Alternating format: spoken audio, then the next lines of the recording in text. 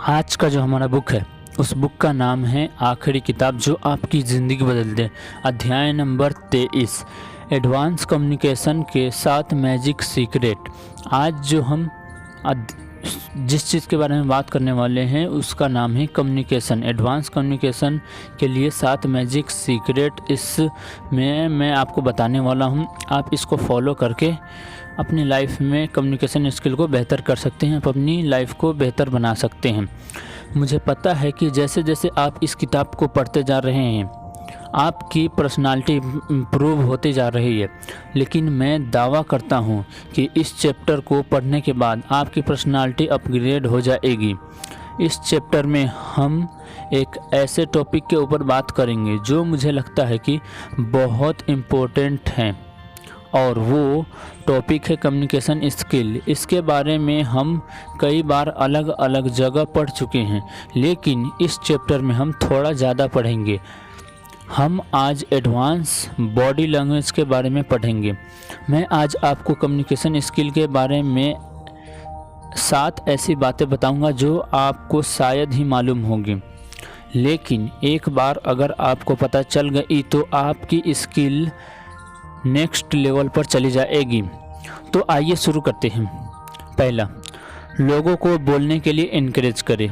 कई लोग मुझे ये बोलते हैं कि वो जब किसी से बहस करते हैं सामने वाला उन्हें समझता नहीं है, या यूं कहें कि दोनों लोग एक दूसरे को नहीं समझ पाते और ना ही बात सुनने को तैयार होते हैं।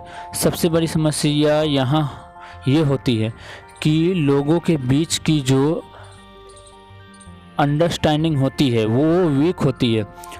क्या कभी आपने सोचा है कि आपके पास कान 2 और मुंह 1 क्यों हैं? कोई तो कारण होगा इसका भी। इससे पहले हम आगे बढ़ते हैं, मैं आपको बताता हूं कि कम्युनिकेशन स्किल क्या होती है। चलिए इसको मैं एक उदाहरण के साथ समझाता हूं। जब भी मैं किसी से बात करता हूँ या कोई 2 लोग बात करते हैं तो सामने वाला आपसे क्या बोलना चाह रहा है और आप क्या सुनना या समझना चाह रहे हैं, और उसी के हिसाब से रिस्पॉन्स करना या प्रतिक्रिया देना की ही ये स्किल है। ये दोनों तरफ से होते हैं। तो यहाँ से समझना महत्वपूर्ण है कि आप सामने वाले को कब और कैसे समझते हैं। जब आप किसी को सुनते हैं तभी समझ पाएंगे, बिना सुने समझना मुमकिन ही नहीं है। मान लीजिए कि आपने सेल्स की नौकरी ली है या अपने कॉलेज में एडमिशन लिया है, तो वहाँ का प्रोसेस या गाइडलाइंस समझने के लिए आपको लोगों से बात करनी पड़ेगी।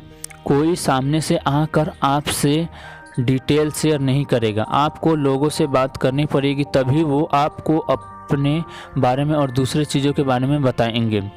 दूसरा, 3 प्रकार के प्रश्न। ये जो भी है अगर आपने समझकर मास्टर कर ली तो आपके लिए बहुत ही फ़ायदेमंद होगी। तो मैं आज आपको 3 टर्क प्रश्नों के बारे में बताने वाला हूँ। आप लोगों को ये तीनों तरह के सवाल पूछकर उनके बारे में जान सकते हो। जब आप लोगों से सवाल करोगे तो वो बोलेंगे, और हम भी तो यही चाहते हैं। लोगों को अपने बारे में बात करना अच्छा लगता है। वो भरे हुए घड़े की तरह है, आपको सिर्फ एक पत्थर मारने की देरी है और उसमें से पानी अपने आप निकलता रहेगा। उनको हमेशा कोई चाहिए होता है जिससे वो बात कर सके, और उनको वो लोग पसंद आते हैं जिनके साथ वो कंफर्टेबल होकर बात कर सके। जब आप लोगों को सुनेंगे तो उन्हें समझ पाएंगे, आपको उनकी डीपर अंडरस्टैंडिंग मिलेगी और सामने वाला आपको भी पसंद करेगा। इसमें कोई दो राय नहीं कि जो लोग आपकी बात सुनते हैं वो आपके दिल के करीब होते हैं। तो यहाँ मैं आपको 3 तरह के सवालों के बारे में बताता हूँ। पहला है क्लोज एंडेड क्वेश्चन या सवाल। ऐसे सवाल होते हैं जिनका जवाब एक ही शब्द में मिल जाता है। मान लीजिए आपने किसी से पूछा कि क्या आपको सर्दी पसंद है, इसका जवाब हाँ या ना में दिया जा सकता है। ओपन एंडेड क्वेश्चन या सवाल, ये ऐसे सवाल होते हैं जिनका उत्तर थोड़ा बड़ा होता है और इसमें कोई लिमिटेशन नहीं होती। मान लीजिए मैंने आपसे पूछा कि आपको सर्दियाँ पसंद है तो क्यों। अब इसका जवाब कितना लंबा भी हो सकता है। आप ऐसा पूछेंगे तो लोग आपको बताने लगेंगे कि उनको सर्दियाँ क्यों पसंद हैं। तो अगर मुझे किसी को बोलने के लिए इनकरेज करना है तो मैं ओपन एंडेड क्वेश्चन पूछूंगा। याद रहे कि अगर आप किसी से बात कर रहे हैं तो आपको भी बोलना पड़ेगा, क्योंकि कम्युनिकेशन दोनों तरफ से होती है। गाइडेंस क्वेश्चन या सवाल। अब इसके बारे में बात करने से पहले मैं आपको तीसरा ट्रिक देता हूँ। तीसरा, जिससे भी आप बात कर रहे हैं उसमें इंटरेस्टेड हो। एक आदमी से मैं हाल ही में मिला था जिसने कम्युनिकेशन के पहले 2 सीक्रेट पता थे और उसने सोचा कि मैं भी ट्राई करके देखता हूँ एक बार। बाद में वो मेरे पास वापस आया और मुझसे बोला कि मैंने सीक्रेट को अप्लाई करके बातचीत तो शुरू की लेकिन मुझे मज़ा नहीं आया। उन्होंने एक अनजान व्यक्ति से उनका नाम पूछा कि आपका नाम क्या है, तो सामने वाले ने बोला कि मेरा नाम रवि है। फिर उन्होंने पूछा कि आप करते क्या हैं, तो अनजान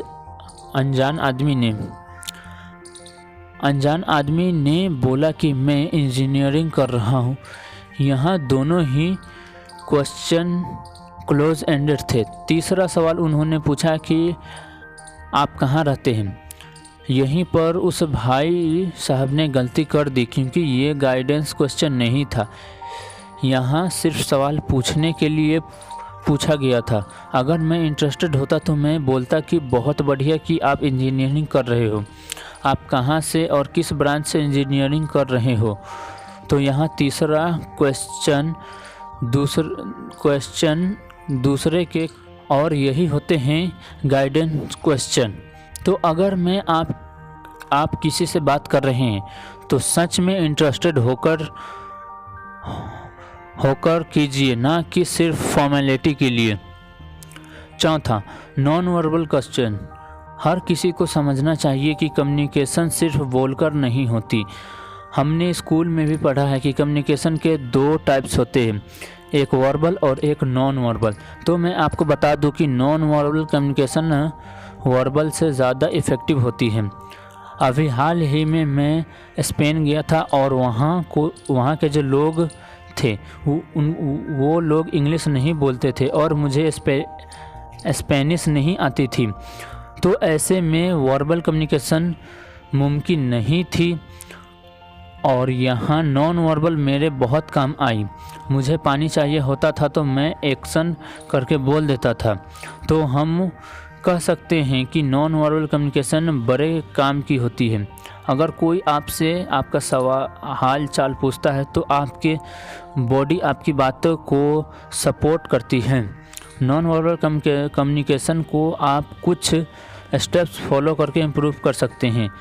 मान लीजिए कि आप कोर्स में अपना दाखिला लेते हैं जहां हमें बिल्कुल भी बोलने की इजाज़त नहीं है। आप सिर्फ लिखकर या बॉडी पोस्चर से ही बता पाते हैं। पहला दिन तो बहुत ही मुश्किल भरा होगा, दूसरे दिन आप थोड़ा थोड़ा एडजस्ट करना शुरू करोगे, तीसरा दिन ठीक ठाक हो जाएगा, चौथा दिन आते आते आपको अब समझ आ जाएगा, पांचवा दिन आपको मज़ा आने लगेगा और छठे दिन लगेगा कि बोलकर बात करने ही क्यों। ऐसा लगेगा कि बात करने से एनर्जी वेस्ट हो रही है। आप इसको एक दिन के लिए ट्राई करो और यकीन मानो कि आपकी नॉन वर्बल कम्युनिकेशन अमेजिंग हो जाएगी। दूसरा किलिंग जेस्चर्स।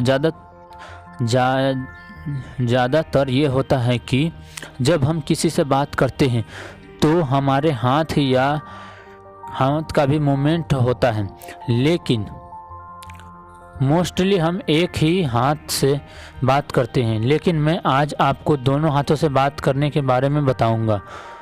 हम आपको किलिंग जेस्चर्स क्यों कह रहे हैं, क्योंकि ये आप अपना ऐसा इफ़ेक्ट छोड़ता है कि हर कोई इम्प्रेस हो जाता है। मैं आपको बताऊंगा कि आपको ये जोस्चर कहाँ अप्लाई करना है। अगर आपने ये चीज़ एक बार सीख ली तो आपको किसी भी चीज़ की ज़रूरत नहीं पड़ेगी। पहला तो ये कि आप अपने दोनों हाथ सामने रखें और हथेलियों को ऊपर की तरफ करें और दोनों एक दूसरे से थोड़ी दूर हो। दूसरी ये कि जिसमें हाथ की हथेलियाँ नीचे की तरफ हो और थोड़ी दूर पर आप हथेलियों को ऊपर की तरफ लेकर बात कर सकते हैं। तो मतलब आप किसी को इनवाइट कर रहे हो या समझा रहे हो, लेकिन जब आप किसी को किसी बात के लिए कन्विंस करना चाहते हो तो हाथ नीचे करके बात करें। छठा, ऑप्शन वर्सेस प्रोसीजर। अगर आपने ये समझ लिया तो आप अपने पास के लोगों को आसानी से समझा पाएंगे।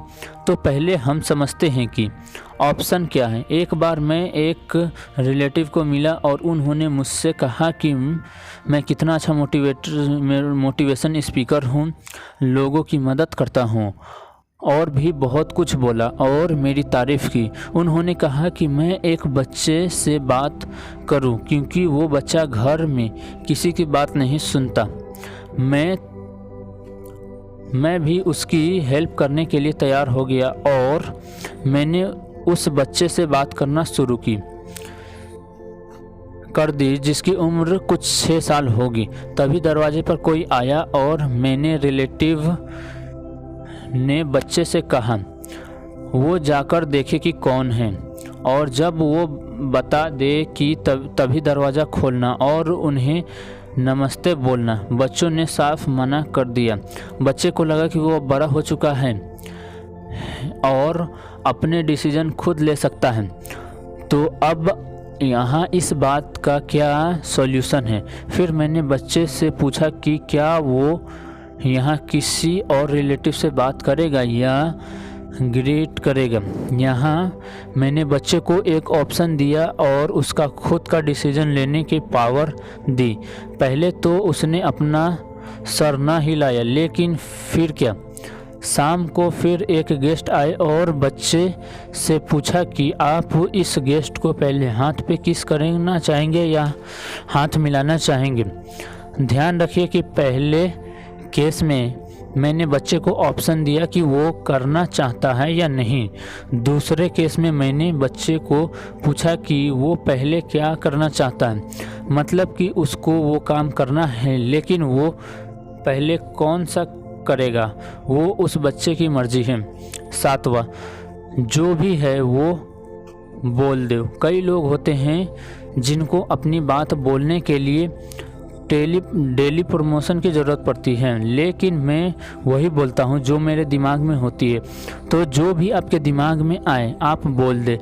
जब मैं कॉलेज स्टूडेंट हुआ करता था तब मैं कुछ भी बोलने से पहले कई बार सोचता था और यहाँ मुझे बहुत दिक्कत आती थी, लेकिन अब ऐसा नहीं है। अगर किसी को दूसरे को हंसाना होता है तो वो सिर्फ जोक्स बोल देता है, ना कि बार बार सोचता है कि उसे क्या बोलना है। और बहुत ही इम्पोर्टेंट स्किल है जो आपके अंदर समय के साथ डेवलप होगी। जो भी बातें मैंने आपको बताई, अगर आप उन्हें प्रैक्टिकली करते हैं तो आप बिल्कुल सक्सेस अचीव कर पाएंगे। मैं चाहता हूं कि आप लोगों को मैं जो भी सिखा रहा हूं आप उनका भरपूर फ़ायदा उठाएं और दूसरे को भी पहुंचाएं, क्योंकि ज्ञान बांटने से बढ़ता है। वर्कशीट। पहला, आप सच में किसी में कैसे इंटरेस्टेड हो सकते हैं। दूसरा, आप नॉन वर्बल कम्युनिकेशन को कैसे इम्प्रूव कर सकते हैं। Thank you so much watching this video. आप कमेंट करिए कि आपको किस बुक के ऊपर नया चाहिए video. Thank you so much. आप कमेंट करके बता सकते हैं, मैं आपके लिए वीडियो बनाऊंगा।